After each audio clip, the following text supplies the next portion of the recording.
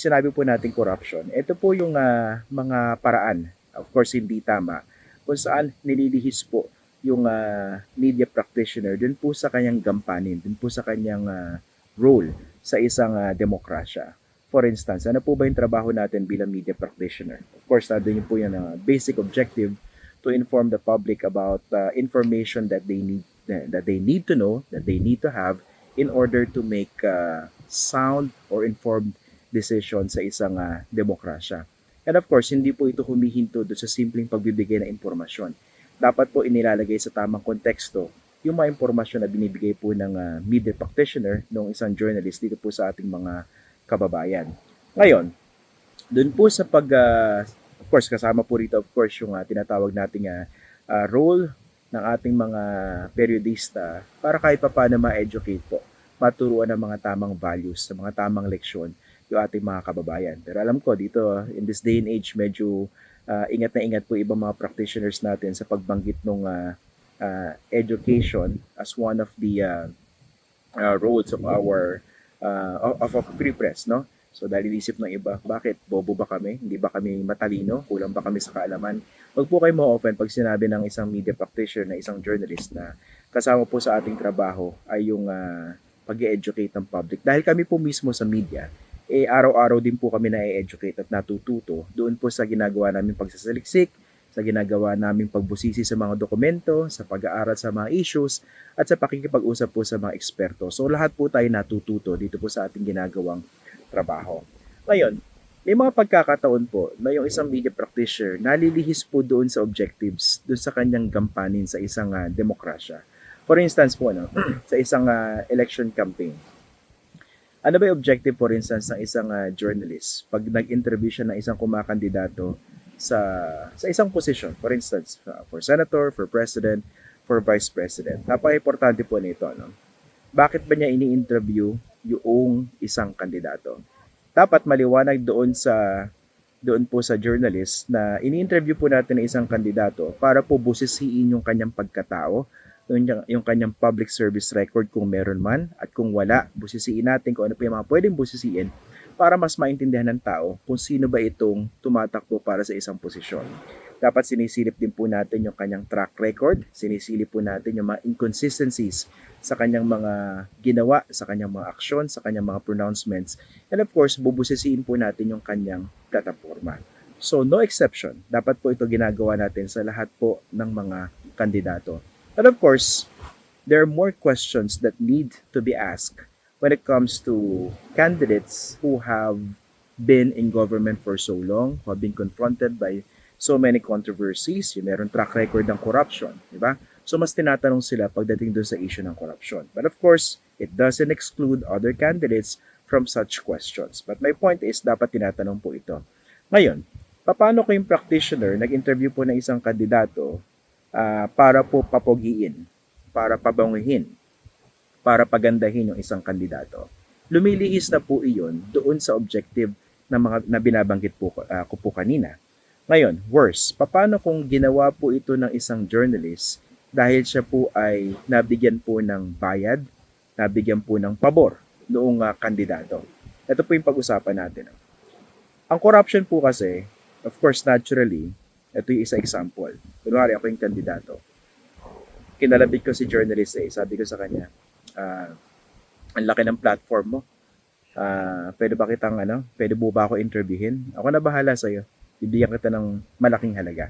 So, pepresyohan ko yung aming interview. Yan, of course, pag tinanggap niya yung aking offer, syempre, kontrolado ko yung takbo ng interview. Makokontrol ko po yung mga tanong na pwede niya itanong sa akin. Makokontrol ko yung mga sagot. Ibig sabihin, magiging scripted po yung aming panayam. So, sino po ba yung nalulugi pagdating po dito sa ganitong kalakaran? Ang lugi po rito, clearly, ay yung publiko. Yung mga botante in particular. Bakit po? Dahil, unang-una, kung ako isang periodista na merong credibility, napapahiram ko yung aking kredibilidad dun sa isang kandidato na shady to begin with. Tapos, hindi ko na itatanong yung mga dapat itanong dun sa kandidato na yon. So, nagiging bulag, nagiging bingi, at pwede maging pipi pa nga yung ating mga kababayan doon sa mga issues na dapat nilang malaman patungkol buti doon sa isang kandidato. Paano kung hindi po natin in-expose yung background ng ganitong kandidato dahil nabayaran po tayo? Ang mangyayari po, mauupo yan sa pwesto dahil maraming mabobola, dahil nagamit nga natin ating plataforma, pati po yung ating boses, yung ating kredibilidad, para makatulong kahit papano na sumikat at ma-elect sa posisyon yung ganyang klaseng kandidato. At pag nakaupo po yan sa gobyerno o sa pwesto, sigurado ako magdanakaw yan. Okay? Gagawa po yan ng hindi tama.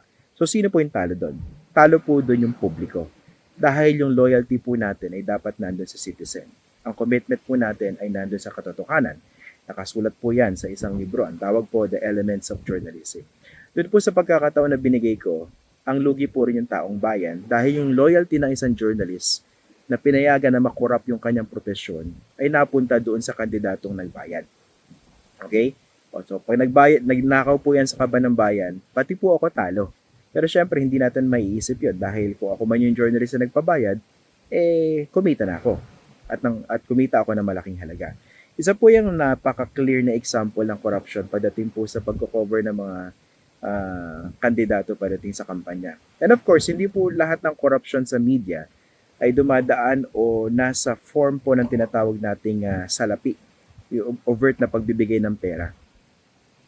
May ilang pagkakataon na hindi po pwedeng tinatanggap kundi pabor o napakalaking pabor para papugiin yung isang kandidato. Baka nga iba binibigyan pa po ng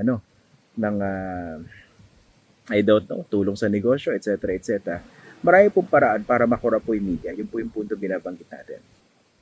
Ngayon, paano ba natin malalaman kung nabayaran ang isang periodista o nasuhulan o nabigyan ng malaking pabor para papugiin ang isang kandidato? Ito po example ko, napaka-basic, no?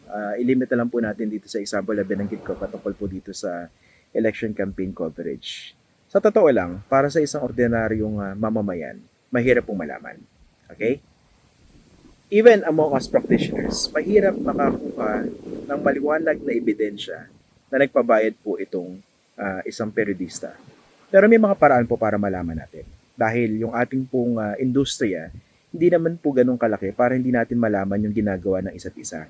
At alam nyo po, ang mga bawal na ginagawa, yung corruption na ginagawa ng ilan o perhaps marami po sa ating mga kapatid kasama dito po sa industriya, umaalingaso yan at nabubuo po yung kanilang reputasyon. Nababawasan po o nasisira o naglalaho yung kanilang credibility dahil sa paulit-ulit na paggawa ng ganitong mga masamang practice o masamang gawin. Okay? Sa example, kung ikaw yung news consumer, ikaw yung publiko, alam mo yung mga indications. No? Unang-una, tingnan po natin yung takbo, for instance, ng isang panayan. Kaya importante po pumasok dito yung tinatawag natin media literacy. No? So, dapat meron tayong tinatawag na media education para maging literate po yung ating publiko sa pagbasa, sa pagbusisi, sa pagsusuri po ng mga kinukonsume natin sa media. Hindi lang po rin sa traditional media platforms, kundi pati na rin po, siguro mas lalo po, sa social media platforms. Okay? Isang interview for instance, unang-una tatanungin natin, kailangan bang kausapin ng isang kandidato? Okay? Kailangan bang kausapin ang isang kandidato? Of course, pwedeng sabihin, well, public interest. Pero sa totoo lang po, no? Ano po ba ibig sabihin ng public interest? Ibig sabihin, it's in the interest of the public to know about this interview or to know more about this candidate. Okay, let's give that proposition the benefit of the doubt. Pero kadalasan po kasi o sa maraming pagkakataon, nagagamit pong dahilan yung public interest para papalusot yung mga bagay na questionable. Okay? For instance, no, dito po sa interview dito kay Sara Diskaya. Okay. Sige, itunuloy yung interview, kinausap yung couple. Pero busisiin po natin, suriin po natin mabuti yung tinatawag na treatment sa interview. Huwag po natin gamitin palusot yung lifestyle, yung atake doon po sa interview. Ibig sabihin, medyo light, medyo nakafocus doon siguro sa glamour, etc. etc.